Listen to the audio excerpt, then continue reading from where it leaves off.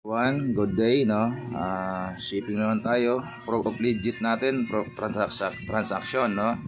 Yung ito, shipping, tatlong customer lang. Ito para papuntang Dagupan sa poblasyon Oste, Dagupan City. CRF 150L sa side na battery box, no? Sa left side. Ito yung sa upper side, lower side, no? Original po yan. So nito yung part number sa CRF 250L. CRF 250L papuntang Candon, Ilocos Sur, no? Oil filter, lifter tensioner, fork oil seal and dust seal, pares na po. Original po yan, ha. Tapos yung ito yung footrest sa passenger, no? Left and right.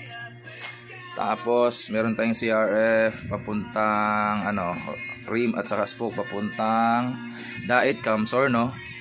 Black spoke, 300 by 17 front, 350 by 17 yung rear, 32 holes kasi stock hub ang gagamitin ni Sir. Bali si Sir sa akin dati nag-PM, no, hindi siya na tuloy pagbili. So yung GF niya or asawa niya yung nagtuloy.